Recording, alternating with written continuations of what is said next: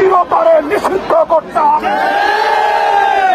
বাংলার ইতিহাস বলে বাংলাদেশের ছাত্র জনতা যখন রাজপথে নামে আন্দোলন করে সংগ্রাম করে, কোন শক্তি এই আন্দোলনকে নামায় রাখতে পারে না। বিশ্বাস করে আজকে যেহেতু সর্বস্তরের আলেম ওলামা, রাজনীতিবিদ, ছাত্র জনতা, ওলামা পালামা, বীর বাসায়ের সমাজ রাজপথে নেমেছে, একটাই দাবি, আওয়ামী লীগকে নিষিদ্ধ করতে হবে। আমরা আশা করি বর্তমান প্রধান উপদেষ্টা সদয় বুদ্ধির উপদয় করবে। আজকে সূর্য উদয়ের আগে এই বাংলার মাটি থেকে আওয়ামী লীগকে নিষিদ্ধ ঘোষণা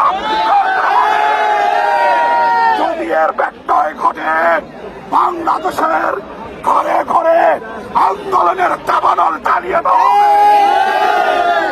আমরা চাই বাংলাদেশকে স্বৈরাচার মুক্ত, প্রশাসনকে দুর্নীতি মুক্ত, বৈষম্যহীন একটি কল্যাণ রাষ্ট্র গড়ে তুলব।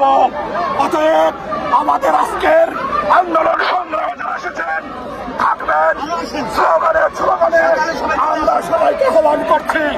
আমরা আওয়ামী লীগ নিষিদ্ধের দাবিতে আন্দোলনে আছি, থাকবো ইনশাআল্লাহ।